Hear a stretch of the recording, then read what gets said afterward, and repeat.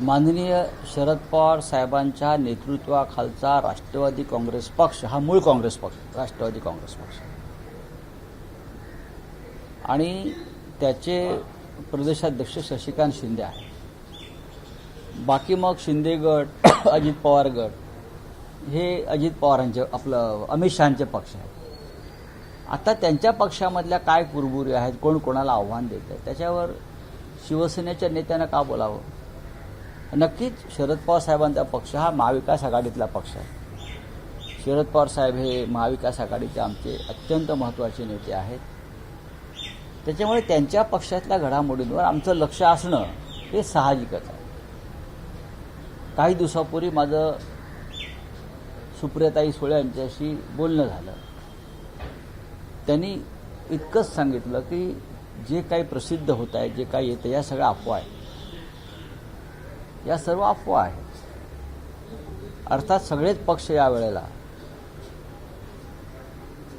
अडचणीतून प्रवास करत आहेत. शिवसेनेपुढे अडचणी आहेत, शरद पवार साहेबांपुढे अडचणी आहेत, सुनेत्रा पवार जो गट सांभाळत आहेत त्यांच्यासमोर अडचणी आहेत. इतकंच कशाला, मिंदे गटामध्ये अडचणी आहेत, भाजपात अडचणी आहेत. आणि जो तो आपापल्या कोणाकडे प्रचंड बहुमत असलं म्हणजे त्या पक्षात अडचणी नाहीत असं म्हणता येणार नाही. आहेत ना, दिल्लीमध्ये अडचणी सुरू आहेत. आम्ही आमच्या पक्षापुरतं बोलतो. उद्धव ठाकरे माननीय शिवसेना पक्षप्रमुख यांच्या नेतृत्वाखाली आमचा मार्ग कसा व्यवस्थित होईल आणि आम्ही पुढे जाऊ याच्यावरती आम्ही काम करू.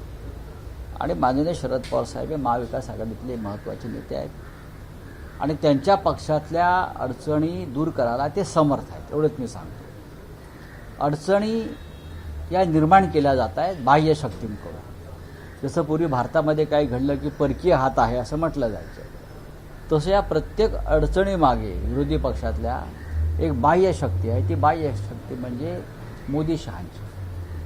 त्यांना कोणीही या देशातल्या प्रादेशिक पक्षामध्ये स्थैर्य यावं, नीट काम व्हावं, विरोधी पक्षाची भूमिका नीट बजावावी असं त्यांना वाटत नाही. याच विषयातला आणखी एक प्रश्न असा आहे की मध्यंतरीच्या काळात जयंत पाटील आणि विनोद तावडे यांची एका हॉटेलमध्ये बैठक झाली होती किंवा भेट झाली.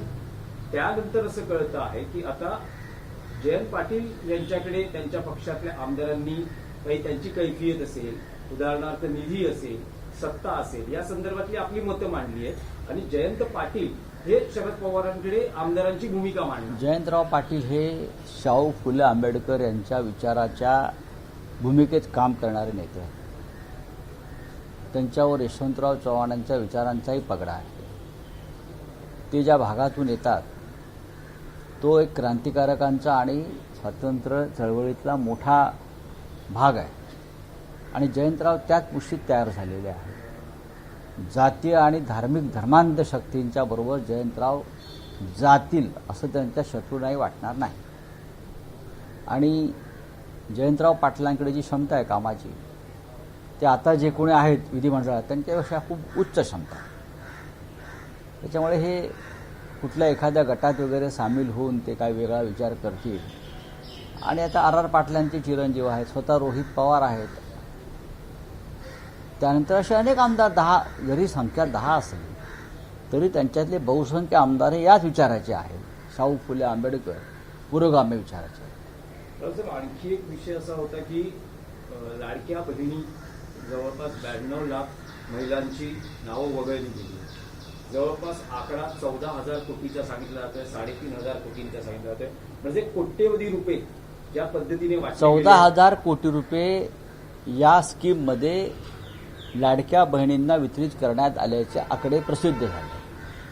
त्याच्यामध्ये जे 92 लाख बोगस लाभार्थी आहेत, बेकायदेशीरपणे त्यांना कोणतीही KYC न करता, त्यांची छाननी न करता, त्याच्यामध्ये 29,000 पुरुष आहेत, 4,500 सरकारी कर्मचारी आहेत, सरकारी पगारे घेतात आणि या स्कीमचा फायदाही घेतला. असे साधारण 3,515 कोटी रुपये अशा पद्धतीनं उधळले गेले फडणवीस आणि मिंधे यांनी. मतं विकत घेण्यासाठी सरकारी पैशाचा हा अपहार झाला. हा गुन्हा म्हणजे राम मंदिरातली दानपेटी लुटणं आणि सरकारची जनतेच्या करातली तिजोरी लुटणं हा गुन्हा एकच आहे. अशा वेळेला 3,515 कोटीची वसुली कशी करणार हा मोठा प्रश्न आहे. तुम्ही एखाद्या बँकेत फ्रॉड झाला तर त्या कर्मचाऱ्याला 5,000 रुपयासाठी अटक करता, एक फ्रॉड झाला म्हणून.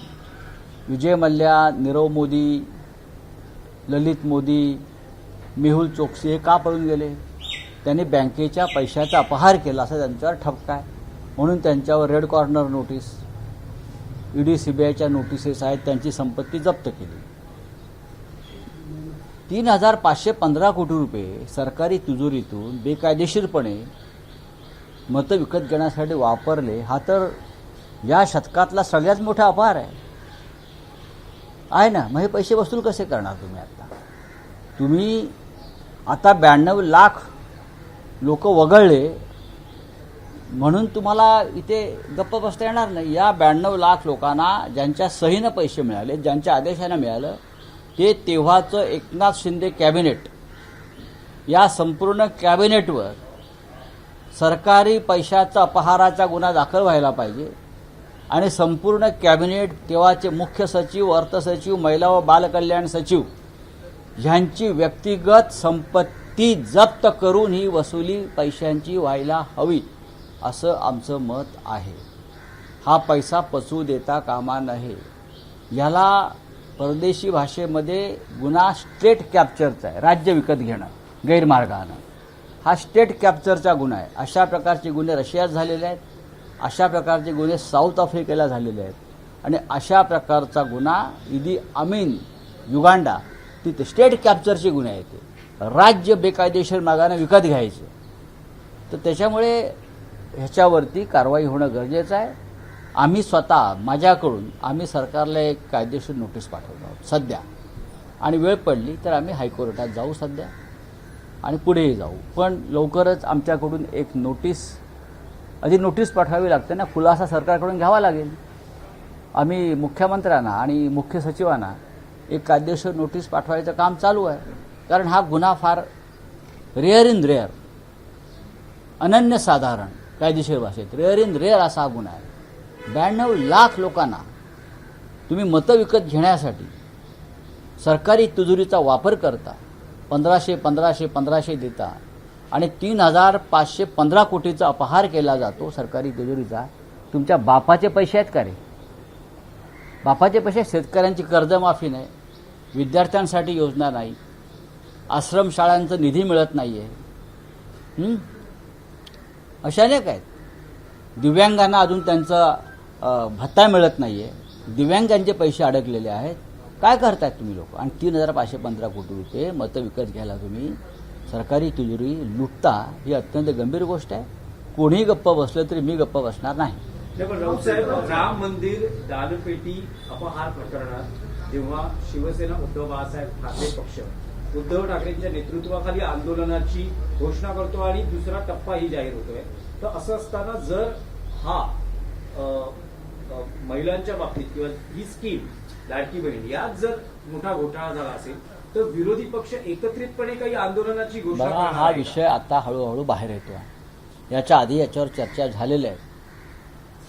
मला आश्चर्य वाटतं मीडियाचं आणि वृत्तपत्रांचं.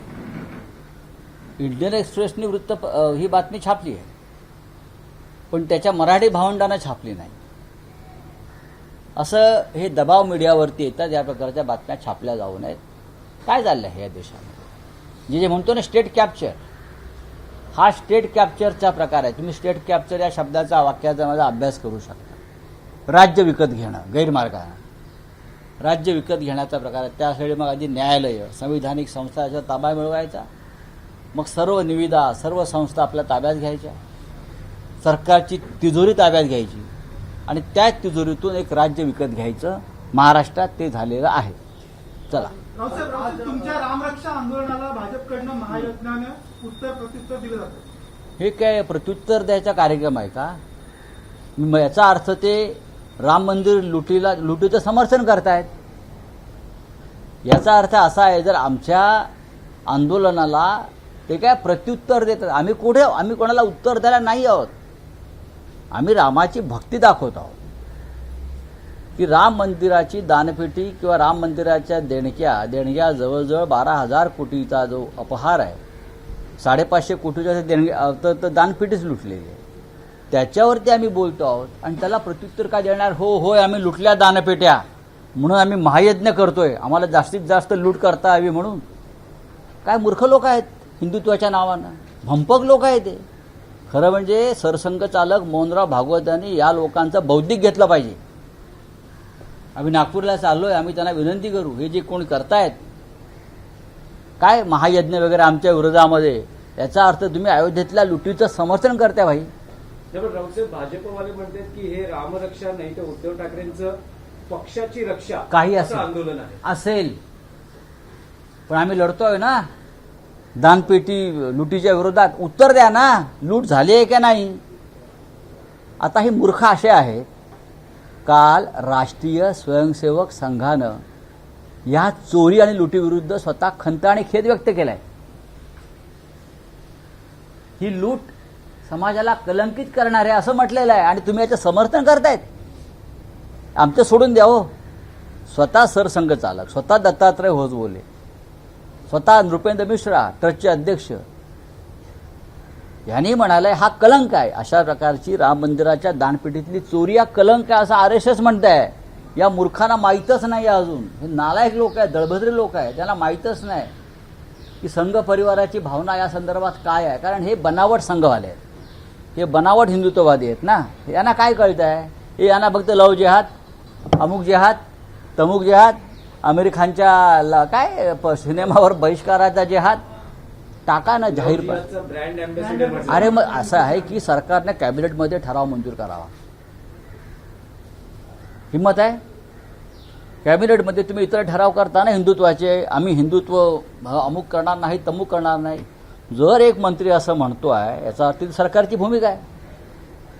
मग कॅबिनेटमध्ये त्यांनी ठराव आणावा आणि तो मंजूर करावा आणि राज्यावर त्याची अंमलबजावणी व्हावी की आमिर खानचे सिनेमे पाहू नये. चला हिंदी में क्या नाही, संपला.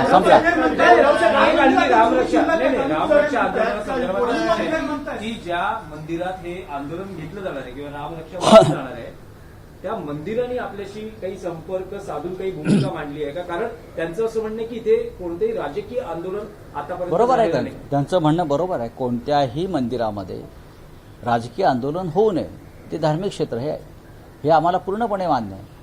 आता आम्ही मुंबईतलं आंदोलन काय मंदिरात घेतलेलं आहे, मंदिराच्या बाहेर केलं आहे. मंदिर हे राजकारणाची जागा नाही, भाजपने केलं आहे. पण अयोध्येचं राम मंदिर हा मात्र राजकीय विषय होऊ शकला भाजपच्या दृष्टीनं. अयोध्येतलं राम मंदिर निर्मिती, प्राणप्रतिष्ठा सोहळा, जे प्रधानमंत्री मोदी पितांबर नेसून उघडे फिरत होते भस्म लावून वगैरे सगळं, तिथे ते होऊ शकतं. पण इतर ठिकाणी मात्र भाजपची भूमिका वेगळी आहे या लोकांची. पण आम्ही हे मान्य करतो, आचारसंहिता, धार्मिक आचारसंहिता मान्य करतो आम्ही. पण अजून आमच्या नागपूरमध्ये मी आज जाणार आहे, 4 दिवस माझा मुक्काम आहे. आमचे इतर सुद्धा नेते तिकडे येत आहेत. अंबादास दानवे पोचतील, आमचे सचिव सूरज चव्हाण सुद्धा येत आहेत. एक 5-25 लोक आम्ही आज जाणारच आहोत. आम्ही अनेक ज्या ठिकाणी आम्ही हे कार्यक्रम करू शकू अशी 5-6 मंदिरं आहेत, त्याची आज पाहणी करू आणि मग ठरवू. महाराष्ट्राची उपराजधानी आहे, मराठी माणसाची उपराजधानी आहे ना. मग त्याच्यामध्ये मंदिरं आहेत. मंदिरामध्ये शहर नाही आहे ना, शहरामध्ये मंदिर आहे. मुख्यमंत्र्यांची भेट घेतली. बोला. योजना में क्या क्या रिपोर्ट आया है, इस बारे में क्या कहना पड़ा? देखिए लगभग 1 करोड़ 92 लाख मीन्स लगभग 1 करोड़ ऐसे लोग हैं उसमें जो क्वालिफाई नहीं है उस योजना के लिए. ये लाडली बहन योजना है, लेकिन लगभग 30,000 पुरुषों ने उसका लाभ लिया. सरकार को पता नहीं.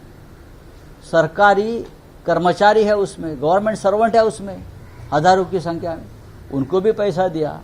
ये सबसे बड़ा फ्रॉड है. 3,515 करोड़ का ये फ्रॉड है इस योजना में और सरकार को उसका भुगतान करना पड़ेगा अपनी जेब से. जो कैबिनेट था उस वक्त जिसने ये डिसीजन लिया था, मुख्यमंत्री मिस्टर शिंदे थे, डिप्यूटी सीएम हमारे देवेंद्र जी थे और पूरा कैबिनेट, उनकी जिम्मेदारी है।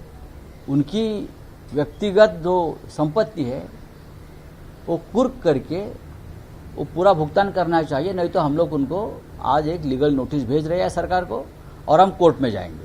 सर ये आरएसएस ने खेत बोला हुआ है रामदेव की चोरी पे और बीजेपी हवन कर रही है, तो इस बारे में बीजेपी हवन इसलिए कर रही है क्योंकि वो चोरी में शामिल है।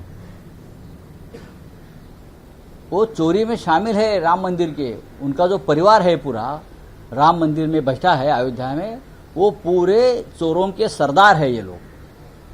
आरएसएस ने माफी मांगी है लगभग कि ऐसा नहीं होना चाहिए था, ये कलंकित करने वाला विषय है। और एक दूसरे बाजू पे ये क्या बीजेपी वाले हमारा जो आंदोलन चल रहा है राम रक्षा आंदोलन, उसके विरोध करने के लिए महायज्ञ कर रहे हैं, उसका मतलब आप चोरी का समर्थन कर रहे हो। एबीपी माझा, उघडा डोळे बघा नीट।